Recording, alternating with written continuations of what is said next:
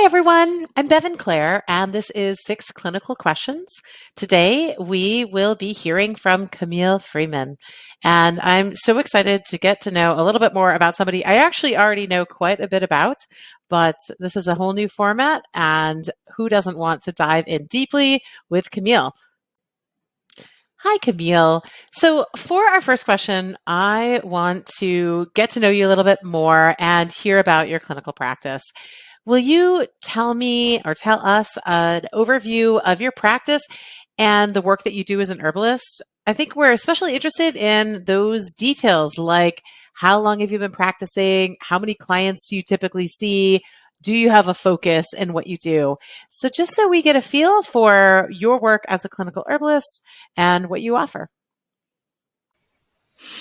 Well, hi there. Thank you so much for that question, Bevin.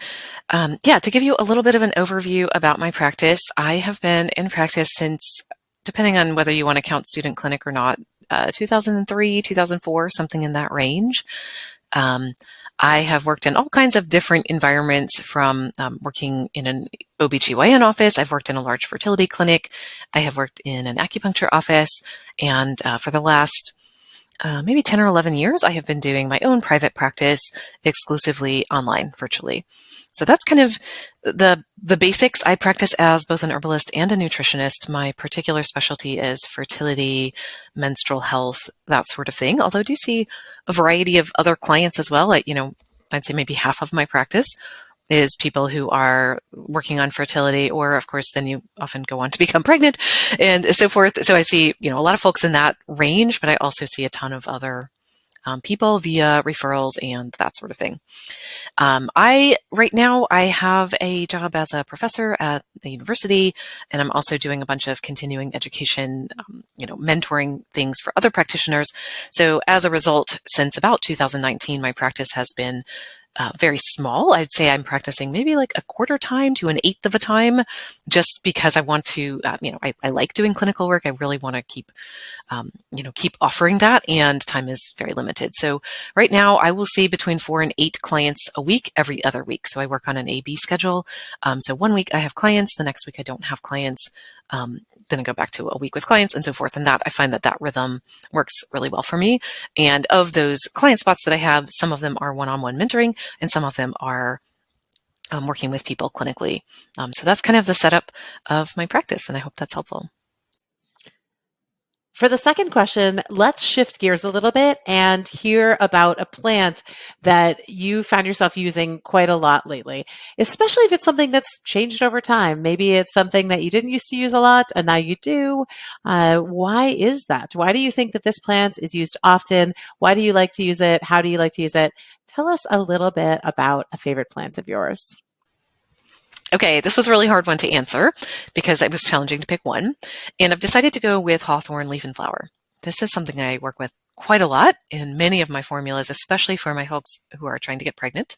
This is not something that featured predominantly in my practice when I was first getting started. When I was starting out, I really was sticking within the bounds of what I was taught and thinking like, oh, okay, fertility, we're going to work with the menstrual cycle and we're going to use our Dong Quai if somebody's not actively trying to get pregnant right now, and our, this, that, and the other, the Vitex and so forth and so on, and really focus on hormones and all of this. And while I still do that to a certain degree now, I have come to realize over the years, and I knew this academically, but I think just seeing it in practice has helped me understand it on a different level, that when we're working around fertility, we really are working with full body health. And so a lot of times, most of the time, I would say that when somebody's having a menstrual cycle disruption or fertility challenges, that it may or may not be related to the hormones. It may or may not be related to, estrogen and progesterone and anything else that's going on. More often than not, we need to look at some other things that are blocking health in the body, such as sleep and the nervous system or digestive function or any number of other things that might be going on for people. So a lot of times when I'm working with folks, you might look at their formula as a trained herbalist and be like, you would not guess that our focus was fertility. So a lot of times it's really more full body constitutional support that we are doing for a long time before we ever get into anything specific related to quote, the menstrual cycle. Although many times, it's shocking sometimes how much change you can affect in the menstrual cycle when you just support the nervous system or when you do constitutional support, etc. So why am I blabbering on about this, and what does it have to do with Hawthorn? The reason it has to do with hawthorn is because hawthorn, especially the leaf and flower, are so supportive for the blood vessels. And a quick physiology tidbit, because I can't help myself. We oftentimes think of the blood vessels as tubes, like a pipe to get water from one place to another or something like that. So we think about it sort of like moving the blood around the body. And yes, to a certain extent, the blood vessels are doing that. But unlike pipes, they are responsive to what's happening both in the blood and in the tissue that they're flowing through. And so these blood vessels are constantly changing. They're constantly responding, and they're constantly, things are shifting around in the blood vessels. They're dilating and contracting. There are different things going on in order to control the flow of blood and so forth. So anytime we want to do any kind of healing, we need to think about the circulation, right? Because in order to do healing in any tissue, we need the blood to bring oxygen and other nutrients for the possibility of healing. And then we also need to remove waste. So the blood vessels are absolutely critical for any type of restorative or healing work. And many times the blood vessels are struggling a lot. One of the things we know about the blood vessels is that they actually have a thin layer. Many of the blood vessels have this thin layer on the inside of the vessel called the glycocalyx, which is just a series of proteins and carbohydrate chains that basically flow with the blood. So they're attached to the endothelium, or the lining of the blood vessel, and they are moving with the flow of the blood and helping the blood vessels sense what's going on. So when you have, constriction of the blood, when you have lots of sodium or lots of sugar, that can influence the glycocalyx, which then helps the endothelium say, okay, should we contract? Should we dilate? Do we need to bring sugar and sodium out of the blood? Do we need to move some of it back in, and so forth? And the glycocalyx, we never knew about this before because it's hard to study. It's only really present when the tissue is living and doing what it's doing. And so you can't really do an autopsy and be like, wow, look at all this glycocalyx. So it's a really challenging portion of the body to study, but we do know it's there. And there's actually some evidence. It's not the strongest evidence ever, but there's at least some evidence that hawthorn leaf and flower can support the glycocalyx. So I love thinking about how can we use hawthorn? How can we work with hawthorn in folks where we have reason to suspect that their blood vessels are having a challenging time? So folks who are having hypertension, any kind of underlying kind of cardiometabolic stuff going on, I really like to work with hawthorn, especially as it relates to fertility, but also people who seem to struggle with blood sugar. So anybody with kind of metabolic syndrome types of things going on, type 1 or type 2 diabetes, I'm really thinking about their blood vessels and how can we make sure that these variations in sugar and glucose, the blood glucose, are not adversely affecting or minimizing the adverse effect on the blood vessels. Of course, hawthorn, the leaf and flower, also have really lovely, gentle nervous system effects. They're working in so many ways that we probably don't fully understand. But I really find that it's such a beautiful, supportive herb that can make a difference for people. And it's an herb that I consider to be relatively safe in folks who are trying to get pregnant, in pregnancy, and in a number of different types of people. So I work with it quite a lot, and even better, it seems to be well tolerated. People don't mind the taste, typically speaking. So this is an herb that I find that it's a big one that I use often, and maybe it's not the first thing that would come to mind for people when you think about fertility and the menstrual cycle. Hey everyone, it's Mason. Just a quick interruption from the show to let you know about our 13 herbal freebies. If you go to herbrally.com, on the navigation bar at the top of the page, you'll see a button that says Freebies. Just click there and you'll sign up for our email newsletter. And in exchange, we're offering 13 herbal freebies. That's ebooks, webinars, videos, downloadable audio, and discounts to cool herbal companies. So if you'd like to check out these freebies as well as sign up for our email newsletter, we update you about current events, new monographs, new videos, etc. Just go to herbrally.com and click on the button at the top of the page that simply says Freebies. Okay, that's it from me. Now back to the show. For our third question, let's get into something that I think everyone wants to know, which is the money stuff. And so could you tell us a little bit about how you charge people for your clinical work. What's your philosophy overall on money in clinical practice, and about how you balance your desire to serve your community with your desire to make a living as an herbalist? We know that that's tricky, and we're so excited to hear a bit about what you've discovered over time. This question is an interesting one because I feel like it's midstream for me. Like I can say right now how I'm thinking about money and structure and accessibility and those types of things. And probably a year from now, 5 years from now, 10 years from now, it will be different. So this has evolved absolutely since I started clinical work, and I'm sure it will continue to evolve because it's something that I think about a lot. So the way that I'm doing things right now is that I have a clinic. I have a very small clinic, as I've already mentioned, where I see people individually. And right now, the price for an initial visit plus one follow-up with me privately is $349. And I'm sure that sounds like quite a lot to a lot of people who are listening here, and it's certainly gone up over the years. When I first started practicing, I was really confidence was an issue. I was not sure I knew what I was doing. And also I was thinking, like, well, how can I make this absolutely the most accessible to people that I can? So I was really charging relatively low prices. And I was using the head in the sand method of just like, oh, I'll just charge this and hopefully it will work out. And over time I realized, okay, I need to actually sit down with the numbers and think about like, how much is it costing me to run this practice? Like having a website and paying for the tools that I am using and paying for my licensure and my certifications and those types of things. Like there are costs associated with running a business. And of course I need to pay for food and rent and these types of things. And I sat down with it after a year or two, and I was like, oh, I'm actually paying money to be doing this work, which doesn't work out. And, I think there's a time and a place where people feel that they are able to do that, but I was not in one of those places. I really needed to be supporting myself, and I, in fact, was losing money. So I had to get really real about what does this look like? How can I make sure that I'm able to support myself doing this kind of work? And so I've done a lot of thinking about like, what does it actually cost? What does it need to cost?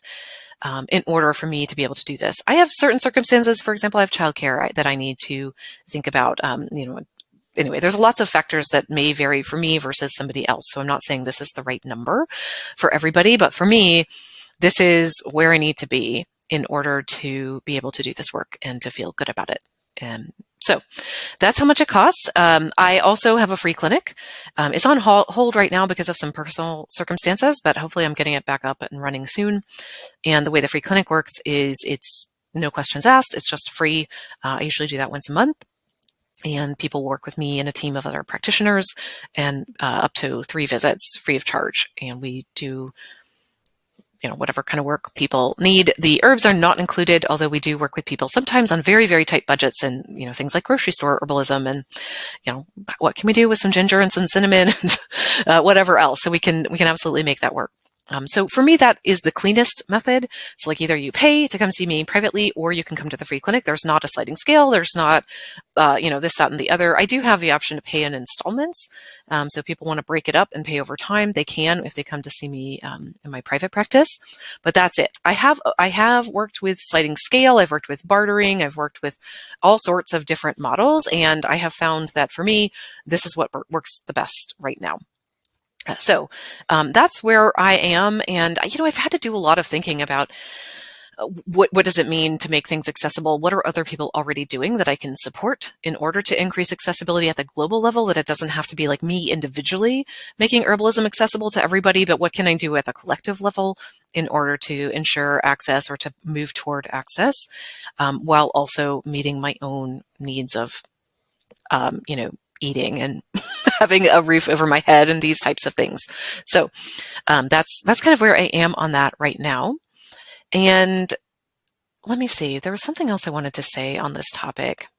It's just a very complex one. And I think we feel sometimes a lot of guilt. There's this whole relationship between being a healer and being somebody who gives and who cares, and then also somebody who is asking for support in the form of getting paid for our work. And I think there's a lot of inner work to be done on that. And actually I have it right here. This isn't on purpose, but this book right here, Radical Healership by Laura May Northrup, is a really great book. If you're struggling with this, I highly recommend it, to just like wrap your head around some of the inner issues that go along with money and access and being a healer and doing our work in a capitalistic world, which is not where most of us want to be, but it is where we are. So that's kind of how I think of it, and I'm sure things will change over time. Oh, the other thing I wanted to say is that I learned the hard way that I'm also not somebody who has the constitution to do a full-time clinical practice. There's just a certain type of people who can do that, and it's not me. So I like to be somebody who's doing some clinic and then some teaching. I find that that's a great balance for me. I know folks who like to do sort of herb walks and clinic, and that's a good balance. Or some people who like to be in the garden, growing herbs, making remedies, making formulas for people, running an apothecary, and doing clinic. So there's not necessarily, one way to do things. But for me, what feels really good is to have sort of multiple legs on the chair I'm sitting on, where I'm depending on my energy and my interest and the interest of my community, I can find a balance between multiple different types of things in order to support myself and have a relatively stable income. But that's where I am, and I hope that's helpful for people. Question number 4 is secret sauce time. So what is your secret sauce to being successful as an herbal clinician? And what kind of advice do you have for those aspiring clinicians out there? What would you like to tell them about how to succeed in the way that is meaningful and realistic for them? So, secret sauce. Okay, I could probably go on for just hours about this topic, so I'm going to try to be relatively concise. I think that the secret sauce to being successful as a clinical herbalist depends on how you define success, because there's so many different ways to do this work. It's really hard to say like, oh, there's one way, one thing that everybody should be aiming toward. What I do know helps with success, if you are defining success as being able to support yourself doing this work, or being able to support your community and be visible enough to be known in your community for this work in a way that people come to you, and however you want to define community. I think the secret sauce is to continue to show up even when things are hard. That is, I'm always telling people, this is one of the only unifying factors I have seen in people who continue to do this work even after 5, 10, 15 years. You look back at all the people who started and then the people who are still doing it 5, 10 or more years later. There's not one particular thing that makes people able to do that, other than that they just kept going. And part of that, it sounds so trite in some ways. It sounds so easy, like, oh, just keep doing it, this rah-rah cheerleader thing. But in reality, it's incredibly hard to do that, because there's so many times, especially in the beginning, when you feel like nothing is working, nothing is helping, nobody knows what you're doing, nobody knows what an herbalist is. It's hard to find your people. You gave a class and nobody came, or you did an herb walk and there was only 2 people there and one of them was really annoying and neither of them wanted to come and work with you, and you're not totally sure who your people are, and the doctor doesn't want to meet with you because they don't believe in herbs. There's so many things that happen along the way where it's discouraging and you feel alone and you feel like everybody else knows what they're doing and you don't, and you're not outgoing. And, there's all these things, these stories we tell ourselves, and the reasons that maybe I should do something else. Maybe I should go back and get another degree. Maybe I should get this other training or take this class on social media or whatever, and then I'll know how to do it. And in reality, you can absolutely get advice and support and mentorship and all these, there's lots of inputs and things you can do to bolster yourself. But in reality, when you are in practice, especially when you're in practice by yourself and it's a solo practice, it's just you, and you're the one who knows. You're the one who needs to take into consideration what's happening and just keep trying things. You need to iterate, and sometimes things aren't going to work, and that's the hardest part, is where you've tried something, you've put yourself out there, and it's just absolutely crickets. Or you're like, oh, I just don't know what to do. It's trusting in yourself and being open to, okay, what is something else I can try? How can I get creative? How can I get back in the saddle and just keep going? Because my intention here is to serve people. My intention is to do this work because I know how much good it can do for people. And I know there's people who want this type of healing. So I think that's really the secret sauce, is just like that little kernel of belief that you can do it, and then trusting yourself to know how to do it, even when it's not necessarily the right way, or it's not the same way everybody else has done it. Is that you just want to know that there isn't a right way, that everybody out there who you see that looks like, of course, this is what they did. They're following their own path, and you follow your own path. So it may overlap, it may go parallel to somebody else's, but a lot of the times you're going to need to take a little bit of a turn and do your own thing. And that's really, really hard. It's sort of like a leadership. It's a matter of leadership. It's a matter of trust. It's a matter of confidence. It's a matter of vision. There's so much inner work that goes into this that you would not even believe. You can't really understand it until you go through it. And just as a side note, I tell people that a lot of times that embarking on running your own practice, or any kind of business really, but your clinical practice in particular, it's kind of like parenting in some ways. And if you are not a parent, you can probably envision this, but you're pregnant, or maybe you're going through an adoption process, and there comes a moment when you have this very small infant, and then all of the professionals leave, and you're like, oh, you're just leaving me here with this small being, and I'm in charge of it. And you think you know what's going to happen, and there's just so many things that you don't know, and somehow you do it. That is kind of what running your business is like. You just have no idea until you do it. All of the challenges and the ups and the downs. It's not all these like beautiful pictures that you see on Instagram. There's so many moments where you're covered in vomit and, lying on the floor of the bathroom with this shrieking being at 2 a.m. and thinking like, what is going on here? There's lots of moments like that in your business as well. And so again, it's like nobody has the answer. Sometimes you just have to kind of like keep going and put one foot in for the other, and somehow it works out. But it's just like the wherewithal to keep going. Obviously in parenting, you don't usually have a choice, but in your practice, a lot of times you do have a choice, and you can be like, you know what, this is really hard, and I think I'm going to put it aside, or I'm going to do something else. I'm going to distract myself.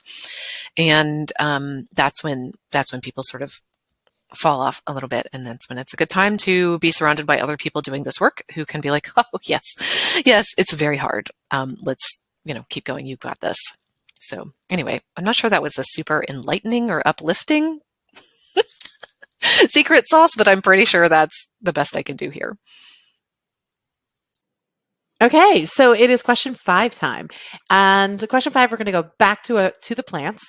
This time, I want to hear a little bit about a time when herbs surprised you in your clinical work. We know that herbs can be unique and varied. They can offer so many things. So what have they done that's made you go, wow? All right, so this is the first thing that came to mind when the question was asked about what is a time that herbs surprised me. I can actually think of a lot of times that herbs have pleasantly surprised me, and this is the opposite, not that. This is something that happened when I was first practicing. So I want to say maybe 2004, 2005, but I've never forgotten it. So, that goes to show. I was working at the OBGYN office at this time, and I had a lot of clients in various stages of their life. I had, in particular, this client was a woman in perimenopause. She came in and, she was having a whole lot of digestive things going on. And so I was thinking, okay, she seemed very conservative in the sense of, being very wary of herbs or really anything kind of integrative or woo-woo. So I wanted to go with something that was very gentle, very straightforward, nothing too wild and wacky. And she was also going to be traveling. They were going to Europe. She and her husband were going to Europe. And so I was like, okay, well, I really just want her to have, some bitters, want her to have, we're just going to start very gently working on the digestive system. And I was like, okay, I think we will go with some dandelion. We're going to go with dandelion root. I had her a tincture, but then I also was like, you know what, when you're traveling to Europe, I think it would be better if you took some capsules because, tincture, that's just going to be a little bit of challenge to travel with. So she started out on a tincture. I forget what else was in there, but it was mainly bitters, dandelion, gentle, not super bitter bitters, maybe had some other stuff in there. And then I had a dandelion root based capsule for her to take. Okay. So she came in, and then I think we scheduled her follow-up visit for a week after she got back from Europe. So maybe it was like 3 weeks, 4 weeks, something like that. And she came in, and I was like, well, how was your trip? How did things go? And she was like, well, it was okay, but I had horrible bloating and gas and some diarrhea the entire time I was gone. And I think it's from the herbs. I think it's this dandelion. And she said it was fine while I was taking the tincture, but these capsules just really upset my stomach. And I was like, well, did you stop them? And she was like, no, because you said I needed to take them twice a day. So I've been taking them twice a day throughout her entire trip to Europe. She was taking the dandelion twice a day, even though it was giving her gas and bloating and some diarrhea. And I was like, oh my goodness. And so it's my suspicion that was the inulin in the dandelion root that was upsetting her microbiome. She really, I suspect she had some IBS types of things. At that time, I had not learned, or either I hadn't learned about it or I hadn't remembered, which is, two different things.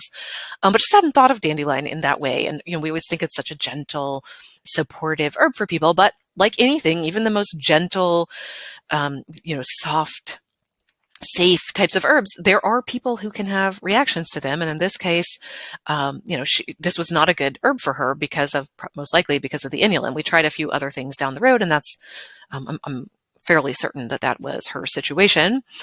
But the other thing that I learned from this, there's the surprise of, oh, wow, this herb that I had thought of as like very gentle and very safe and like taking a very small step for this very cautious person was in fact quite a problem for her. So that was one learning. But the other learning was that power that I had, because I had told her to take this twice a day, and she, in her mind, I said she should do it, so she was going to do it. And she did not message. This is before we had all the current practice management systems. She would have had to call me on the phone from Europe, so I understand why she didn't do it. But she did not stop taking it, which is what I would have hoped somebody would do, and enjoyed her vacation in Europe. But instead, she just kept going because she had been told to just keep going. So I realized that I need to make sure that in my visits, I am helping people understand their role and to make sure that I'm not taking too much power and that they have the choice. I'm making it so clear in my written recommendations and the things that I'm telling them. I'm making it so clear that if there's any problems, they can stop and call me, or, it's their choice whether they take the herbs or not. So it really shifted the way that I practice and the way that I communicate, because I thought it was clear. I thought it was clear that we were in a joint relationship and that we were co-creating this formula and that, blah, blah, blah, blah, blah. And I'm sure I had that in my informed consent, but that, signing the form is one thing and then putting it into practice is another thing. So that was such a learning for me, both about dandelion root and who, does and does not tolerate dandelion root, but also just about the way that we show up in practice, the way that we're saying things, and making sure that communication is clear among clients, so ourselves and clients. So anyway, that was a little surprise that I got that stuck with me for almost 20 years now.